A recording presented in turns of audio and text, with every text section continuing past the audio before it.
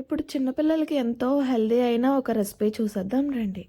ఒక కడాయి తీసుకొని అందులో కొంచెం ఎండుమిరపకాయలు, ఒక స్పూన్ మినపప్పు, ఒక స్పూన్ శనగపప్పు, అలానే కొంచెం ధనియాలు, మనం కరివేపాకు ఫ్రెష్ తీసుకోవాలి. అలానే చిన్న నిమ్మకాయ సైజు చింతపండు, ఇవన్నీ ఫ్రై కింద చేసుకొని మిక్సీ పట్టాలి.